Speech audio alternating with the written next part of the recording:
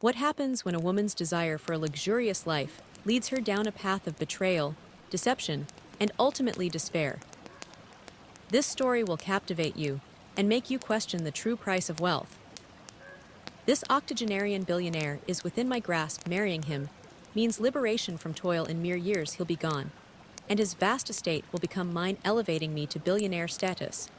Mused, a sly grin spreading across her face, as she reclined on her sofa, idly scrolling through her phone, had cultivated a firm belief in a life of ease, convinced that a woman's role was never to labor, but to be provided for by a man. Her striking beauty made her the subject of much chatter. Her radiant caramel complexion, flowing dark hair, and captivating smile drew gazes wherever she went, yet beneath this allure simmered an intense yearning for riches. Was certain that the quickest route to her desired existence was to wed a wealthy individual or engage with affluent men who could bankroll her extravagant tastes. Held no interest in acquiring skills or building her own career. Why squander my time when a man's finances can do all the heavy lifting? She would often declare to her younger sister Tanya. Dark contrast to was diligent and driven. She had recently completed her studies in fashion design and frequently attempted to reason with her elder sibling. One evening, as they sat on the modest porch of their family residence, Tanya turned to: "You can't maintain this lifestyle relying on men. Isn't a sustainable strategy. You need to carve out a purpose for your life," she asserted, firmly, smirked, flipping her long braids over her shoulder. "Tanya, you overthink everything. Why should I burden myself when affluent men are eager to care for me? My only duty is to look presentable and relish life. That's not how reality functions," Tanya countered, her voice slightly escalating. "What happens when those benefactors cease their funding? What transpires when you're no longer the youthful, alluring woman they pursue? What will you do then?" Laughed dismissively. "By that juncture, I'll already be comfortably settled with a billionaire spouse. So relax, Tanya. You worry excessively." Tanya sighed, acknowledging her sister's unwillingness. "Listen, I merely hope you won't come to regret these decisions one day," she murmured before heading indoors. His closest companion, Clara, arrived later that night in her gleaming crimson vehicle. Clara was his accomplice and her staunchest supporter. They shared an identical philosophy. Life was for enjoyment, and men existed to finance that enjoyment. "Girl, get ready, we're hitting the nightclub tonight," Clara announced excitedly as she exited her car's face brightened. "Who are we encountering tonight?" "There's a new acquaintance I made last week. He's loaded. But don't fret if he's not my type. I'll pass him over to you," Clara said with a knowing wink, chuckled, and exchanged a high five with her friend. "That's precisely why you're my bestie, always looking out for me." An hour later, the two friends were impeccably dressed in their finest attire, poised to command attention at the venue. The instant they entered, all eyes were drawn to them, reveled in the spotlight. She felt like royalty amidst commoners. Clara gestured towards a man seated in the exclusive VIP section. "That's him. His name is David. He owns multiple enterprises in Lagos. He's been showering me with gifts all week. Let's go greet him," eagerly suggested. The pair made their way to the VIP area, where David and his associates were seated. David's eyes lit up upon seeing Clara, but his gaze swiftly shifted to "Who is your friend?" he inquired, displaying a captivating smile. "This is Clara," introduced her. David extended his hand. "A pleasure to meet you. You possess the beauty of the morning sun." Blushed. "Thank you, David. I've heard much about you." The evening was filled with mirth, libations, and extravagant gestures. David, captivated by allure and self-assurance, spent profusely on both her and Clara. By the night's end, was convinced she had identified her next target. The following morning, Tanya confronted: "You returned home so late last night. Don't you think you're overdoing this way of life?" Rolled her eyes. "Tanya, don't begin. I enjoyed myself, and that's all that matters. But for how long? You're nearly 30 and have nothing tangible to show for yourself, except designer handbags and footwear purchased with others' funds." Tanya said, her voice brimming with frustration. "Don't be envious, because I'm experiencing the good life," retorted envious Tanya. Scoffed. "I simply don't wish for you to awaken one day and realize you've squandered your life pursuing meaningless luxuries." "I'm not squandering my life. I'm savoring it," stated firmly. Clara called later that day. "Guess what? David wishes us to join him on a trip to Dubai next weekend." Eyes widened with exhilaration. "Dubai? Oh my goodness, Clara, you're the absolute best. Pack your bags, darling. We're going to live like royalty," Clara declared, hung up, and immediately began preparing for the excursion, disregarding Tanya's disapproving glances. She was too engrossed in her aspirations of opulence and grandeur to perceive the perils she was embracing. But life possesses a method of imparting harsh lessons, and carefree days were drawing to a close one Friday night, and Clara resolved to visit a new exclusive lounge in the city. Rumor had it that this establishment was a gathering place for the wealthiest gentlemen, and Clara that was ample motivation. Dressed in their most exquisite attire, complete with shimmering heels and matching designer purses, they entered the lounge self-assured. And poised to make an impression, the lounge radiated affluence from the crystal chandeliers to the plush velvet, seating every detail exuded luxury. Clara whispered to this. Is it darling tonight we're securing someone incredibly loaded, offered a slight smile, as long as they possess wealth. I'm fully invested. As they settled into their seats sipping on costly cocktails, a group of older men entered the lounge.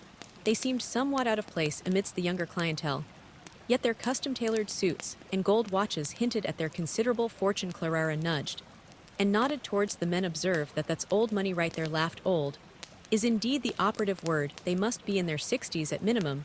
Not precisely our type, is it? Who cares about type when money is involved? Clara retorted with a wink. Moments later, one of the elderly gentlemen, a diminutive bald individual with a walking stick and a striking gold wristwatch, approached their table. He had a genial smile, but appeared considerably older than anyone they had previously entertained. He seemed to be in his 80s, and his slow, deliberate movements betrayed his frailty. Good evening, beautiful ladies, the man uttered in a deep, raspy voice. His gaze lingered on Clara. My name is Mr. Benson. May I join you? Clara offered a polite smile, but avoided direct eye contact. Oh, certainly, why not, she said with hesitation. Mr. Benson slowly pulled out a chair and seated himself. You possess a lovely smile, he remarked to Clara. I couldn't help but notice you from across the room. Clara smiled awkwardly, while concealed her amusement behind her cocktail glass.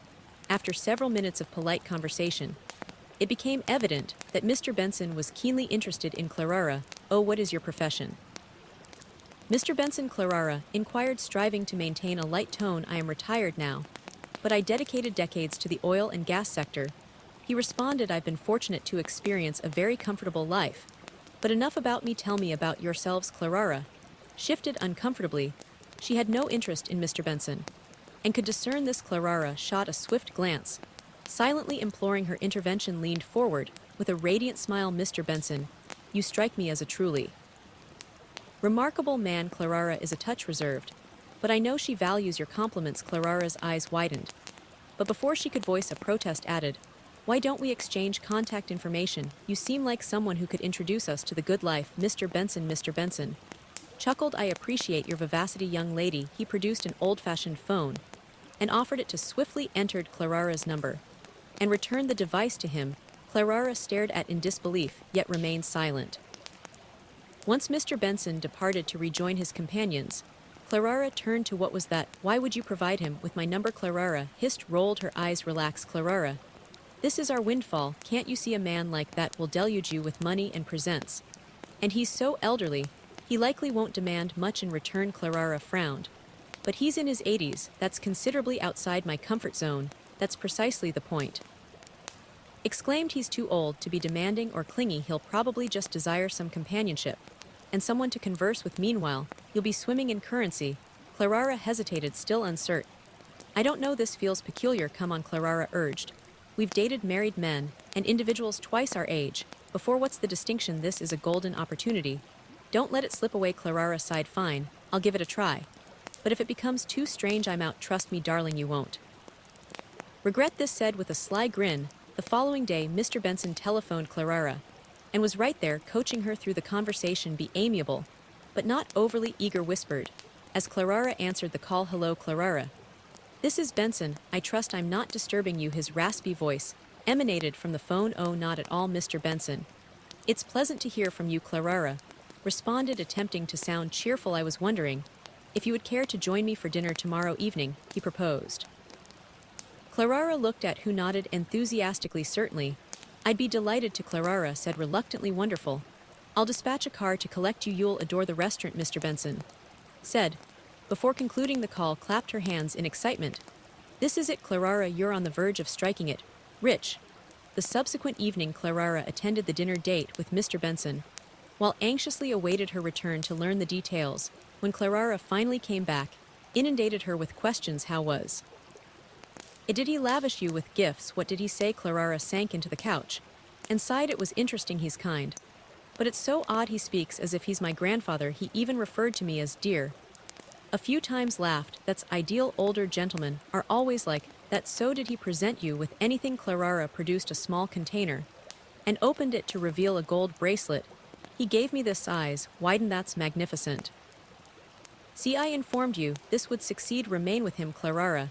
This is merely the commencement. Despite her initial reservations, Clara decided to continue seeing Mr. Benson, buoyed by his relentless persuasion. Meanwhile, couldn't help but feel a pang of envy. She began devising strategies to interject herself into Mr. Benson's orbit, hoping to benefit from his immense wealth. As well, little did they comprehend their actions were guiding them down a perilous course, one that would deliver an unforgettable lesson. 2 weeks had elapsed since Clara's first outing with Mr. Benson, but Clara herself wasn't investing much thought into the situation. On the other hand, found it impossible to banish the man from her thoughts. Each time she encountered Clara, her primary inquiry revolved around the affluent elderly gentleman. So have you and Mr. Benson commenced a proper dialogue? Yet inquired one evening, as they sat in Clara's living room. Clara shrugged, idly scrolling through her phone. Not really, he calls every other day. But I'm just not feeling it. He's sweet though and truly polite. Raised an eyebrow, not feeling it. Clara, this man is ancient rich, and clearly captivated by you. Do you grasp the rarity of that? You cannot permit this chance to elude you. Clara laughed. Honestly, I just don't feel comfortable with him. It's akin to conversing with my grandfather. I've been evading his dinner invitations. Feigned shock. Clara, this man is likely everything you've been seeking. What's his full name? Clara, diverted by a phone notification, casually responded. His complete name is Benson Olland. Froze momentarily. The name resonated with an unsettling familiarity, but she masked her reaction. Oh, all right, she said nonchalantly, leaning back in her chair. Later that evening, upon returning to her residence, curiosity overcame her. She retrieved her phone and typed Benson Olland into the search bar. Her jaw dropped as a deluge of articles and photographs of the man flooded the screen. He wasn't merely rich, was a billionaire, a titan in the oil and gas sector, with properties spanning the globe. Stared at her phone in disbelief. This man is worth billions, she whispered to herself, her mind racing. Abruptly, Mr. Benson's age ceased to matter to her. He had instantly become the most alluring man she had ever encountered. Determined to exploit this discovery, formulated a scheme. The following morning she arrived at Clara's house, unannounced, carrying a box of pastries. As a peace offering. Good morning, darling, chirped. Brought breakfast. I thought we could spend some time together. Clara smiled. Wow, you're in a cheerful mood today. What's the occasion? No occasion. Just thought we could reconnect. You are my bestie after all, said sweetly. They spent the morning conversing and laughing, but's true objective was to obtain Mr. Benson's phone number. She observed carefully as Clara placed her phone on the coffee table and excused herself to use the bathroom. The instant Clara was out of sight, seized the phone and swiftly scrolled through the call log. Locating Mr. Benson's number, she committed it to memory in seconds and returned the phone to its original position.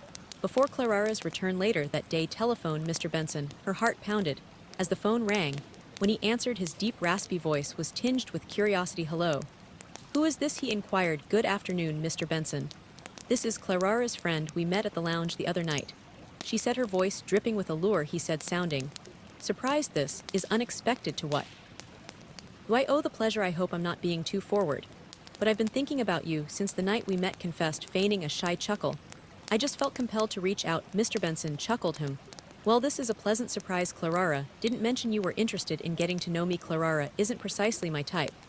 But you, Mr. Benson, there's something extraordinary about you. Flattered, Mr. Benson consented to meet for dinner the subsequent evening. She arrived for the date clad elegant dress she had borrowed from Clara's wardrobe. She was resolute in her intention to impress him. At the restaurant, Mr. Benson could not avert his gaze from you. Appear breathtaking, my dear, he uttered, pulling out a chair for her. Thank you, Mr. Benson replied, flashing her most captivating smile. Throughout the evening was effusive with laughter and compliments hanging on his every word. Mr. Benson was clearly captivated, and by the night's conclusion, he had vowed to see her again soon. Within weeks, life underwent a complete transformation. Mr. Benson inundated her with presents Designer apparel, exquisite jewelry, and even a brand new automobile he bestowed upon her substantial sums of money, which she used to flaunt her newfound status on social media, was living the existence she had always envisioned. One evening, Clara came to visit unaware of her friend's recently acquired fortune. When she observed the opulent car parked outside apartment, she was astounded. "Whose vehicle is this?" Clara inquired, as opened the door smirked. "It's mine." "Yours? How? Where did you obtain this?" Clara asked, her eyes wide with disbelief. Shrugged. "Let's just say I've been associating with the right individuals." Clara frowned. "What precisely do you mean by that?" "Wait. Is this Mr. Benson's doing?" Smile faltered for an instant, but she swiftly regained her composure. "What if it is? You didn't want him?" "Recall, so I stepped in. And now behold me living my ultimate life." Clara's face flushed with fury. "You went behind my back and purloined his number.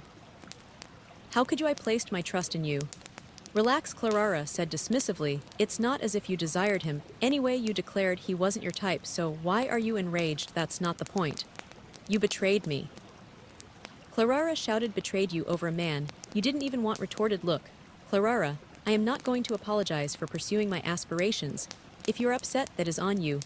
Clara stormed out of the apartment, slamming the door shut behind her. Shrugged, and poured herself a glass of champagne. She no longer cared about Clara's sentiments. She was too preoccupied reveling in her new life of luxury. But what failed to grasp was that her actions were setting the stage for a sequence of events that would ultimately cause her world to crumble. Conspicuously paraded her newly acquired wealth at every conceivable occasion.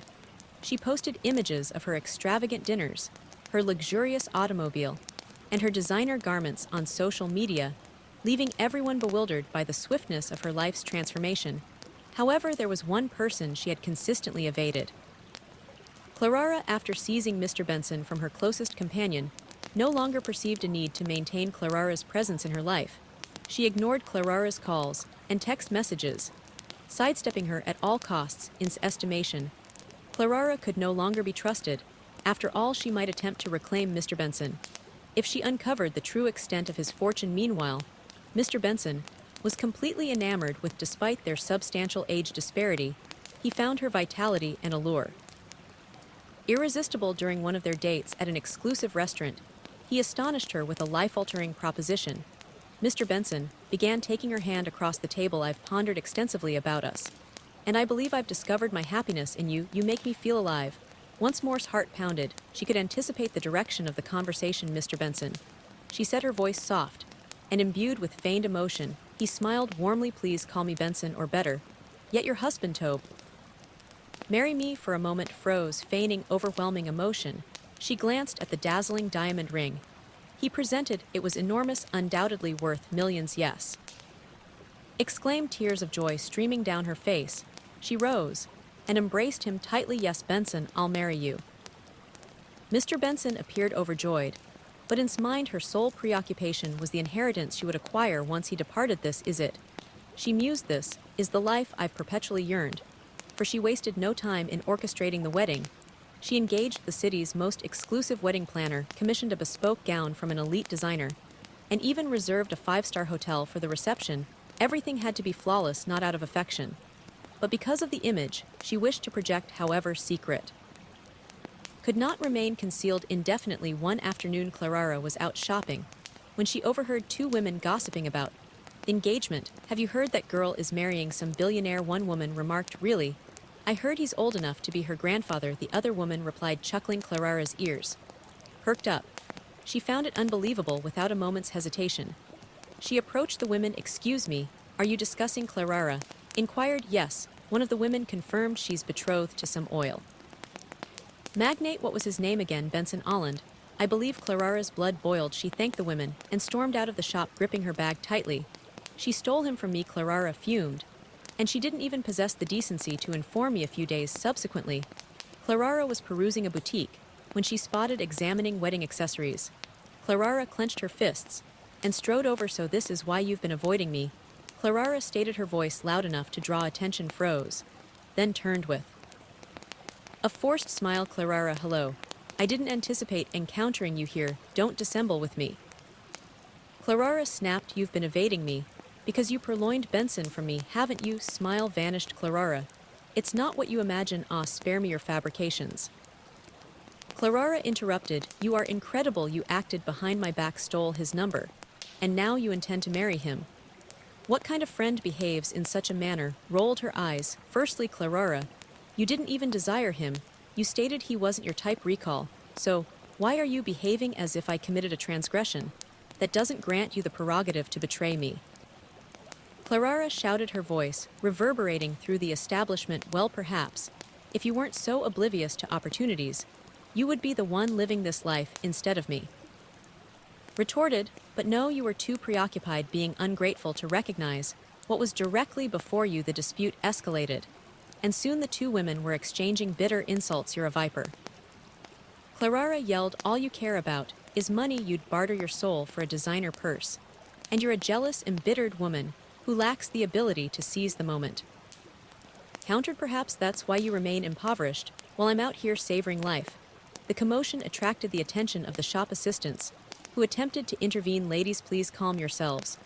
One of them requested, stepping between the two. Clara disregarded the attendant and pointed a finger at Mark. My words, this will not conclude favorably for you. You believe you've triumphed, but you have no comprehension of what you're entangling yourself in. Smirked, we'll see about that. With that, Clara stormed out of the shop, leaving to complete her shopping, dismissed the confrontation, convincing herself that Clara was merely resentful and envious, but deep within, Clara's pronouncements lingered in her thoughts, sowing a seed of doubt. Was she truly making the correct choice? Or was she inadvertently setting herself up for an unforeseen catastrophe? Only time would reveal. Could scarcely believe her good fortune. She was now Mrs. Allen's spouse, of one of the nation's wealthiest magnates. Her nuptials had been a magnificent spectacle, the subject of conversation for weeks. Everyone admired her metamorphosis from a struggling young woman to the consort of a billionaire. Her inaugural year of marriage felt like a dream realized. Benson doted on her, lavishing her with exquisite jewelry, luxury vehicles, and designer clothing. They journeyed to exotic locales. Paris, Dubai, the Maldives. Each day felt like a fairy tale. I've reserved a private villa for us in Santorini next month, Benson announced one morning as they breakfasted by their pool. Smiled and pressed a kiss to his cheek. You indulge me excessively, Benson. Only the finest for my queen, he declared, beaming. Reveled in her good fortune. This was the existence she had forever envisioned. She barely dwelled on her past hardships or her fractured friendship with Clara. She was far too occupied enjoying her lavish new life. However, as the months progressed, began to discern imperfections in the idyllic portrait. Benson was considerably older than her usual preference, and his health commenced exhibiting signs of deterioration. He frequently complained of exhaustion and occasional chest discomfort. Perhaps you should consult a physician, suggested one evening, after Benson canceled their dinner plans. Due to feeling unwell, I am perfectly fine. He insisted, it's merely age catching up with me, nothing to be concerned about. Wasn't overly troubled, in fact, a small part of her felt secretly relieved. She had always known Benson's mortality, and she had persuaded herself that once he passed, all his wealth would lawfully be hers. Her life took another unexpected turn. When she discovered she was expecting a child, Benson was overjoyed, and he spared no expense in pampering her throughout the pregnancy. Our child will possess everything he or she could ever desire, Benson declared one evening as they decorated the nursery. Certainly, they will, replied, envisioning her child's upbringing amidst immense wealth and comfort. Their infant son, Ethan, was born a healthy and beautiful child, experienced a newfound sense of purpose as a mother. But she couldn't help but observe that Benson's health was rapidly declining. On Benson's 85th birthday, he hosted a magnificent celebration, inviting business associates, friends, and relatives, stood by his side radiant in a custom-made gown. As they jointly cut the cake, you have brought great joy to this old man, Benson said, holding her hand, and you have rendered me the happiest woman alive. She responded, smiling sweetly. But later that night, Benson fell gravely ill. He was rushed to the hospital, where medical professionals informed that his condition was critical. As Benson lay on the hospital bed, sat by his side, attempting to conceal her anticipation. This is it, she thought, everything is about to become mine. She held his hand and whispered, you will be fine, Benson, you are strong. Benson chuckled weakly. I am not afraid of dying, I have lived a complete life. But there is something I must reveal to you before it is too late. Heart pounded. What is it? Benson's eyes filled with tears. You have been a wonderful wife. But there is a truth about my fortune that I have withheld from you. It is time you knew, frowned her excitement, yielding to confusion. What do you mean? Benson sighed, profoundly struggling to articulate the words. When I was 80, I was a destitute, desperate man. I had forfeited everything. My enterprises, my dwelling, my dignity, I was prepared to surrender. But then I encountered an individual who asserted he could help me reverse my circumstances. Leaned in her bewilderment, deepening. What sort of assistance? He introduced me to a ritual. Benson continued, his voice barely a whisper. He promised me riches beyond my wildest imaginings. But there was a cost to be paid. The wealth would endure for only 5 years. And at the culmination of those 5 years, I would perish. Not only that, but everything I acquired with that money would vanish. Stared at him in profound shock. What are you proclaiming, Benson? Are you informing me that all of this, your money, your businesses, your properties, it is all destined to disappear? Yes, Benson affirmed, tears streaming down his face. The time is nearly up. Once I am gone, so is everything else. I am sorry. No, screamed, rising to her feet. This cannot be true. You are fabricating. I wish I were. Benson said, his voice cracking. But it is the truth. I wish to leave you and Ethan with something. But I cannot. I am sorry. Stormed out of the hospital room, her mind reeling. She could not fathom her life, having reached this point. She had sacrificed her friendships, her dignity, and her time for a man who had bartered his essence for ephemeral riches. Over the ensuing days, Benson's condition worsened, remained by his side, but her heart was permeated with resentment. She could not look at him without feeling betrayed. On the 5th day, following his birthday, Benson passed away peacefully in his sleep. The instant received the news of Benson's demise, her body went cold, her hands trembled.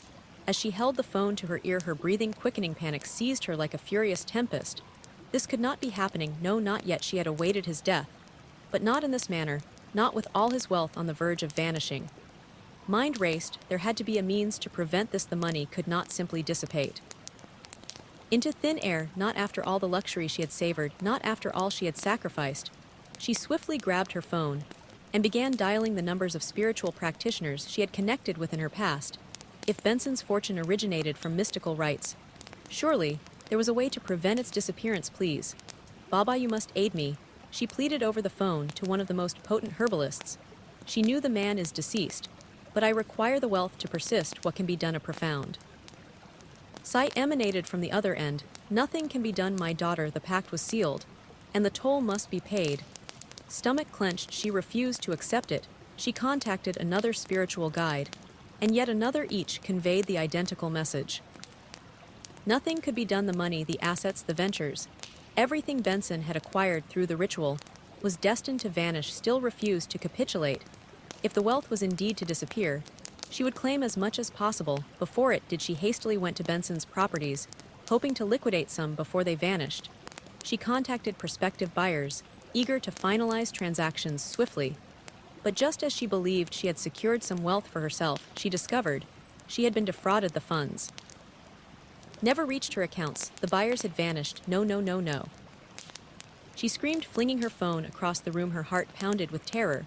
But the worst was yet to manifest. Days later, one of Benson's corporations erupted in flames. The news circulated rapidly.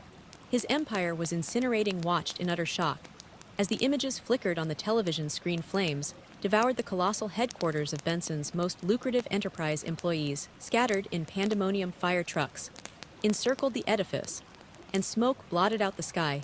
This is inconceivable, she whispered, clutching her chest. But it was the repercussions of the ritual had commenced. Everything was fading before her very eyes. With no means to salvage, the businesses turned to what she perceived as her final hope. The jewelry Benson had bestowed upon her, gold and diamond necklaces, bracelets, and earrings valued at millions. If she could sell them, she would still retain something. She rushed home, her heart racing. But as soon as she arrived at the mansion, she knew something was amiss. Police officers were stationed outside. Her breath hitched. She stepped out of the car, her legs trembling. Officer, what is occurring? One of the officers turned to her with a grave expression. Mrs. Benson, I regret to inform you your residence was burglarized last night. Every valuable item has been pilfered. Sneeze buckled, and she collapsed to the ground. No, no, no, no. Her jewelry, her ultimate hope, gone. Tears streamed down her face. She was utterly ruined. Everything was gone. Everything.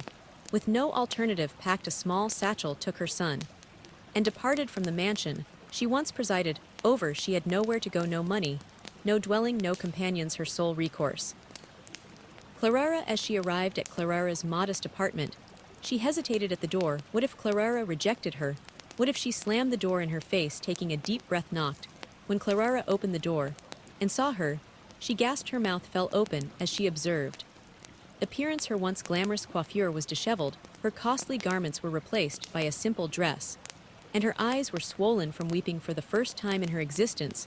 Possessed nothing. Clara's lips parted in astonishment. Collapsed to her knees, clutching Clara's legs, as tears streamed down her face, her once proud and self-assured voice now trembled with desperation. Clara, please, I have nowhere else to go. She sobbed, her grip tightening. I know I have committed dreadful acts, I know I have hurt you. But please just grant me a second chance. Clara folded her arms, gazing down at her, with a blend of shock and frigidity. The sight of the very who once ridiculed her for living a simple existence, who abandoned her for life of affluence, now pleading at her feet, was almost beyond belief. You brought this upon yourself, Clara stated flatly, stepping back, compelling hands to release their hold. I forewarned you, did I not? I told you that your avarice would annihilate you. But you refused to heed. Now behold you, sniffled, wiping her tears with the back of her hand. Clara, I know I was blinded, I know I was self-centered.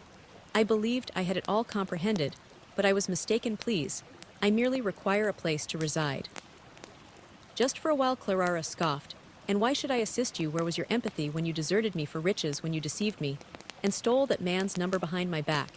You cared nothing for me then, so why should I care now? Sobbed more intensely, her shoulders quivering. I have a child, Clara. I cannot permit Ethan to suffer due to my errors. He is innocent in all of this. She turned to gaze at her son, who clung to her dress, his small, perplexed eyes darting between the two women. Clara's gaze softened slightly as she looked at Ethan. The small boy had committed no transgression, he was merely a child. But still, the pain had inflicted upon her was too raw, too profound. Grasped her hands desperately. I know, Clara, I know. And I will do anything to rectify it. Just grant me an opportunity to prove it to you. I will change, I promise. Please do not turn me away. Clara emitted a deep sigh. Her heart was in conflict. She wished to walk away, to abandon, to face the repercussions of her choices alone. But then she looked at Ethan again. The child was clutching his mother's dress, his tiny face full of innocence and bewilderment. With another heavy sigh, Clara finally spoke's eyes widened in surprise. What I said, fine. Clara repeated, her voice slightly exasperated. But do not presume this signifies my forgiveness. I am only doing this for Ethan. He is merely a child. He should not have to suffer for your blunders. Broke down again, this time in gratitude. Thank you, Clara, thank you immensely. Clara stepped aside and motioned towards the small apartment. Enter. But do not make yourself too comfortable. This is not your palace. If you remain here, you adhere to my regulations. Nodded quickly. Of course, Clara. I will do anything. Thank you. She gathered Ethan in her arms and entered the apartment, her heart heavy with both relief and shame. She had forfeited everything, but at least she possessed one final chance, and she was not going to squander it. As settled into Clara's modest apartment, she observed how much her friend had transformed. There were no flamboyant wigs, no tight garments, no loud music resonating in the background. Instead, Clara sat at a small desk, her laptop open, clad in a simple t-shirt and track pants. Watched in confusion. Clara, what is happening? Where is the old you? Clara sighed, closing her laptop. I have changed. I am no longer interested in nightclubs, reckless escapades, or pursuing affluent men. I resolved to take my life seriously. Frowned. What do you mean? Clara leaned back in her chair. I recognized that life is not about quick riches. I was weary of living imprudently, weary of depending on men who viewed me merely as an object. So I seized control of my future. I acquired technological proficiencies, and now I function as a remote customer service representative. Blinked in astonishment. Tech you? Clara chuckled. Yes, me. And guess what? It remunerates well. I work from home, I earn good money, and I do not have to worry about my life disintegrating overnight. She looked at seriously. You must abandon your past existence. You have witnessed where it led you. It is time to commence anew. Lowered her gaze, feeling abashed. Could she truly change? Could she relinquish the only life she had ever comprehended? Clara placed a hand on her shoulder. I will assist you, but you must be willing to transform. Swallowed hard, nodding slowly. Perhaps, just perhaps, this was her second opportunity. With Clara's backing, commenced rebuilding her existence. She undertook sporadic jobs, acquired new competences, and gradually began reassembling herself. The path was arduous and prolonged, but she absorbed invaluable lessons concerning humility, diligence, and the authentic essence of prosperity was gradually acclimating to her renewed existence. Residing with Clara had brought a serenity and stability she had not experienced in a considerable period. Clara, now a remote customer service representative, labored from the comfort of their unassuming dwelling. While had managed to secure employment at a shopping center, as a cashier it was not glamorous, but it was something. Each morning would awaken early, bathe, and dress her son Ethan, and drop him off at daycare. Before heading to the mall in the evening, she would collect him and return home, where Clara would typically be typing away on her laptop or preparing dinner. It was a modest life, not the one she had envisioned, but it was tranquil. She even found herself smiling more often these days. One Sunday afternoon, after a demanding week of labor, sat on the sofa with a bowl of ice cream beside her. Ethan had just drifted off to sleep, and she wished to snatch a few moments of repose before aiding Clara with dinner. She unlocked her phone and opened Instagram. As she scrolled, her eyes sparkled at the glossy images of lavishly adorned women, flaunting designer apparel, luxurious excursions, private jets, and exquisite meals in upscale eateries. Wow, what a lifestyle, she whispered to herself, double tapping. Picture of a woman taking mirror selfies in Dubai. Clara, who had just closed her laptop after a virtual client call, looked up. What are you observing? These women, Clara, observe how they are enjoying themselves, said, tilting her screen for Clara to see. Notice how they travel to the Maldives, Bali, London. Ceaselessly look at this one. She's carrying the latest handbag. Clara, we once lived like this, remember? Clara wiped her palms on her shorts and regarded carefully. You ought not to be viewing such content. It will corrupt your mentality once more. But what is wrong with admiring beautiful things? Replied defensively. I am not asserting I wish to revert to my former self. I am merely stating these women are truly indulging. Clara took a deep breath. Concentrate on your new life. You are working diligently. You have Ethan to care for. Construct something that will endure for him. That lifestyle you are admiring does not come without cost, and you are aware of it. Remained silent, her gaze still fixed on her phone. She nodded slowly, but deep within a part of her stirred the part that yearned for a life of ease. Expensive fragrances, snapping fingers to summon chauffeurs, and the clinking of wine glasses in five-star dining establishments. The following day was a Monday. Proceeded with her customary routine. She dropped Ethan off at daycare and proceeded to the mall. She donned her uniform, neatly tied back her hair, and stood behind the counter smiling at patrons as they paid for their groceries and clothing. Around 2 p.m. a woman approached her counter to pay for some handbags. As scanned the items, the woman looked up from her phone and froze. Her eyes widened, and then a smirk curled on her lips. Wait, Benson, the woman inquired loudly. Heart plummeted. She recognized that voice. Her fingers trembled slightly, but she attempted to act naturally. No, I believe you are mistaking me for someone else, she said, endeavoring to avoid eye contact. The woman laughed. No denying it. Are you not the who married that billionaire old man, Mr. Benson?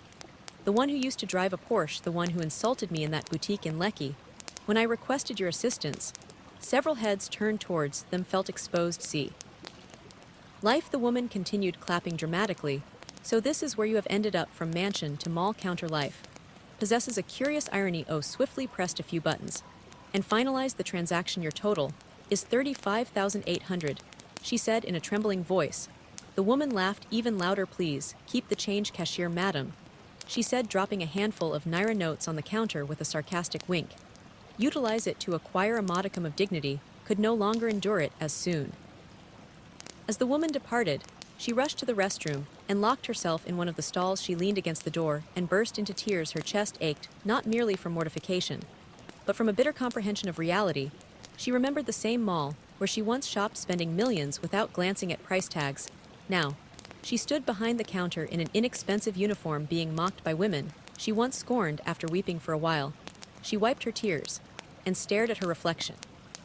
Small mirror above the sink. No, I cannot persist like this any longer, she whispered. I have attempted to be virtuous, I have strived for humility, but perhaps I merely fell into the wrong hands previously. This time, I will be more astute, careful, sharp. That evening, she returned home as usual, collected Ethan from daycare, and prepared dinner with Clara. But something within her had shifted. She had made a resolution, and she intended to keep it to herself. The next day, dressed as always, and took Ethan To daycare, but instead of heading to the mall, she boarded a bus directly to a renowned club on the island. She arrived at the club entrance around 11 o'clock a.m. It was not yet fully open, but some VIP rooms were accessible for exclusive guests, understood the game. She approached the bouncer confidently and smiled, informed Chuka, "I am here." She stated. The bouncer scrutinized her, nodded, and permitted her entry. From that day forward, commenced her dual existence once more every morning after dropping off her son, she would don flashy attire, apply makeup, and proceed to lounges, clubs, and hotel lobbies, where she believed affluent men congregated during the day. She would occupy the VIP sections, feigning sips from expensive cocktails. While surveying the room for potential prospects, she made herself available, laughing loudly, smiling seductively, and occasionally pretending to be engaged in significant phone calls. But the initial week proved to be a complete failure. Most men who approached her were impecunious or merely desired companionship without offering anything in return. Some were even impolite. She returned home exhausted and disheartened, pretending she had just come back from work. Clara had not yet suspected anything, but was not prepared to surrender. Deep in her heart, she believed that her breakthrough was imminent. All she required was one wealthy man, just one, and her life would be transformed.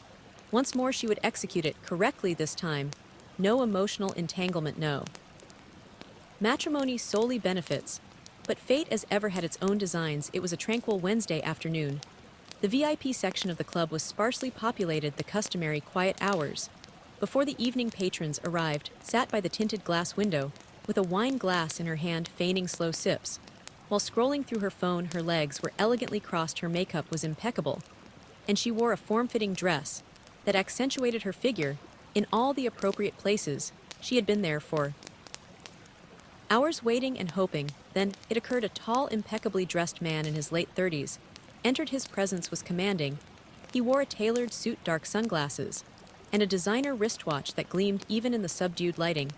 He surveyed the room briefly before his eyes met hers. A subtle, confident smile played on his lips as he walked towards her. "May I join you?" he inquired, and smiled, her heart fluttering. Of course. He seated himself and gestured to await her order. "Whatever you wish," he instructed her.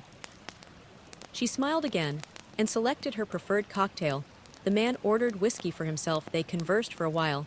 He introduced himself as Raymond, his accent suggested he had spent time abroad. They discussed life journeys, fashion, and a modicum of business. He did not pose too many personal questions, which suited perfectly. "I find you appealing," he stated, suddenly sipping from his glass. "You are distinct, intriguing. I would be pleased to spend more time with you." Smiled again, butterflies fluttering in her stomach. "I would like that too," she said. Raymond offered to take her to his hotel, and she did not hesitate. On their way to the car, she quickly texted Clara, "Hey sis, please help me collect Ethan from daycare today. I'll be returning home late, thanks." As Raymond drove, soft music emanated from the speakers, gazed out the window, smiling. This was what she had been anticipating. Finally, a man with financial resources, discernment, and civility. She silently offered thanks to Providence. They arrived at a high-end hotel. The staff greeted Raymond with deference and escorted them to a lavish suite on the uppermost floor. Inside, the room resembled something from a cinematic production. Plush furnishings, a cityscape vista from the balcony, and a minibar stocked with the choicest spirits. Raymond ordered room service, grilled seafood, jollof rice with peppered chicken, small chops, and a chilled bottle of red wine. They ate, conversed further, and laughed like old friends. He treated her like royalty. No haste, no compulsion, merely comfort and solicitude. That night they shared intimacy, and the following morning Raymond presented her with an envelope filled with crisp Naira banknotes. "Take this, baby, acquire something pleasant for yourself. My driver will drop you off." Was astonished. She had never been treated with such munificence without even soliciting it. "Thank you," she whispered, striving not to appear overly elated. As the driver dropped her off near the apartment, she recounted the money once more. It was more than she would have earned in 6 months at the mall. When she entered the residence, Clara was already awaiting her. Her arms were folded, and her expression was stern.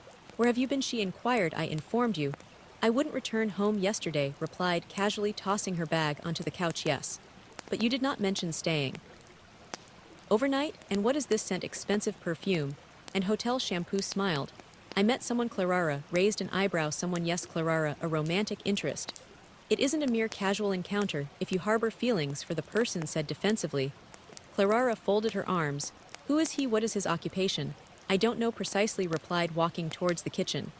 But he is extremely wealthy, and he treats me well. Clara followed her.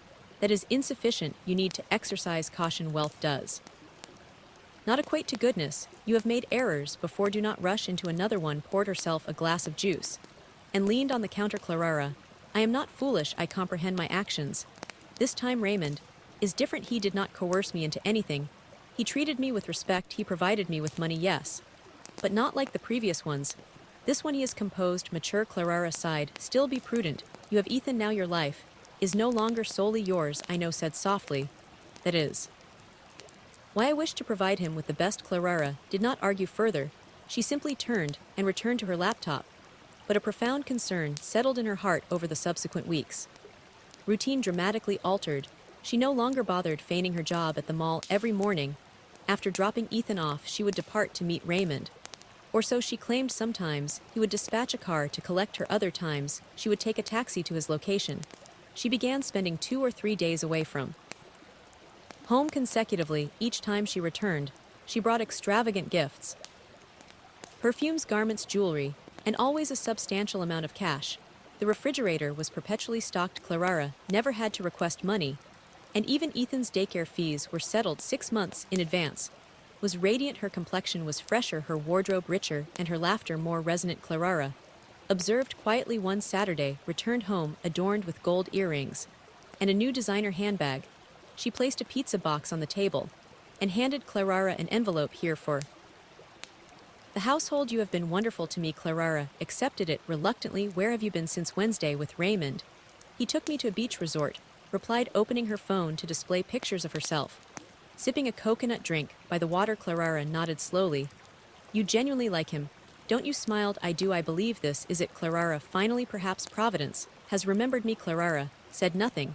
She simply looked at her friend, beautiful, audacious, and dangerously hopeful. She knew all too well that not everything that glittered was gold, and deep inside she feared that was walking directly into another tempest.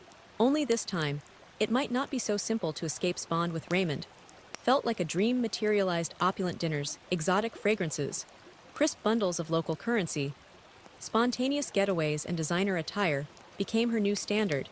He lavished her with affection and never permitted her to exert herself. Each time she caught her reflection, she smiled, inwardly proud of her renewed ascendancy. Yet beneath the veneer, Clara's admonitions resonated in her mind like distant thunder. Each time she perceived the uncertainty in Clara's eyes, she dismissed it. Raymond is distinct, she would tell herself. This individual is my destined benefactor. One afternoon, as they reclined in the hotel suite, Raymond turned to her with a grave expression. Baby, I wish to introduce you to something momentous, he said, igniting a cigar. Looked up, intrigued. What is it? An enterprise that will make you exceedingly wealthy, he stated confidently. Something immense, but highly confidential. Only a select few trusted individuals are involved. His heart pounded with exhilaration. What kind of business? She inquired, leaning in. Raymond smiled. I cannot disclose all the particulars now, but trust me, you will express gratitude for this. I will guide you. All you must do is meticulously follow my directives. Nodded eagerly. I am prepared. Good, he affirmed. We are traveling to Dubai next week. That is where your inaugural transaction will transpire. Thereafter, you will be financially secure for life. Dubai beamed. She had always yearned to visit. The night prior to their flight, they were in Raymond's hotel room packing their luggage. Then he produced a small black satchel and opened it. Inside were several bundles tightly encased in plastic. A white powdery substance was discernible through the wrapping.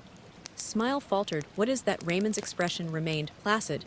Do not concern yourself with the specifics, baby. Just place a few of these in your makeup bag and carry it with you. Once we land in Dubai and deliver them, you will receive 100 million naira. Froze. Is that him? What I believe it is, he murmured, placing a finger on her lips. Do not ask too many questions. This is how influential individuals amass fortune. You trust me, do you not? Was conflicted. Her instincts screamed no, but the prospect of 100 million naira clouded her judgment. She envisioned herself in a luxurious apartment, possessing a car, enrolling Ethan in the finest schools, and finally living like the women she stalked on Instagram. I trust you, she said quietly. They packed everything and prepared. The following morning, wore her most elegant travel ensemble and dropped Ethan at daycare earlier than usual. She kissed him on the forehead, promising to bring him gifts upon her return at the airport. Everything appeared seamless. Their tickets were first class. The attendants greeted them courteously. Raymond handed over their bags for check-in. Insuring's name was affixed to all the tags as they stood in line for final boarding. Turn to smile at Raymond, but he was no longer behind her. She looked around bewildered. That was the instant two airport security officers approached her. Miss, please step aside. We need to inspect your luggage, one of them stated firmly. Heart leaped. Why, is there a problem? Just routine checks. The officer replied. They led her into a small room. Another female officer joined them. Her bags were brought and the officers cut them open and extracted the plastic-wrapped white powder. Gasped, that's not mine. That's not mine. Are you asserting you did not pack this luggage yourself? One officer inquired. No, I mean yes, I packed it. But she stammered. My boyfriend gave me the bags. He's supposed to be here. Your boyfriend's name? Raymond. Full name? I don't know his full name. But he booked the flight. We were traveling together. The officers exchanged glances. There is no Raymond on the passenger list. Traveling with you, one of them stated. These bags are all checked under your name. You have been discovered with illicit substances and are under arrest. Head spun. No. He's using me. He told me it was safe. I didn't know. They did not listen. She was handcuffed and detained. Hours later, a call was placed to Clara. She came rushing to the airport, assuming was in trouble with immigration. But when she entered the holding room and saw in handcuffs with swollen red eyes, she froze. What transpired? Clara inquired of the officer. She was apprehended with illegal narcotics. She alleged someone named Raymond provided her with the bags. Clara turned slowly to gaze at you. Brought this upon yourself, she said coldly. After everything we have endured, after I cautioned you, after I stood by you, you still reverted to this life. Fell to her knees. Clara, please. I did not know, I swear. I thought he loved me. Please help me. Help me secure legal representation. Please, I do not wish to be incarcerated. Clara shook her head. No, I cannot assist you any further. I have done my part. You selected this path. I will not rear Ethan in the shadow of your mistakes. I will raise him with affection and diligence. But you are on your own now. Clara, please. Wailed, reaching out, but Clara stepped back. I will not be visiting, not anymore, Clara declared, and departed, collapsed entirely. Her cries reverberated through the room as the officers led her away. The harsh truth struck her like icy water. Raymond was a phantom. No complete name, no genuine contact. The name, the affection, the lifestyle. Everything was a deception. He had utilized her as a conduit, and now she would confront the repercussions alone. Her legal proceedings advanced swiftly, without evidence to trace Raymond. And with the contraband in her possession, registered under her name, the court ruled against her. She was condemned to several years in prison. From her bleak prison cell, thought of Ethan, his small fingers, his innocent laughter, and how he would not even recall the last time she embraced him. Tears streamed down her cheeks as she whispered to herself, I was merely striving to provide him with a superior life. But now the life she had envisioned was gone, and all she had left was bitter regret. What lesson did you take away from this story? Share your thoughts below and subscribe for more intriguing tales.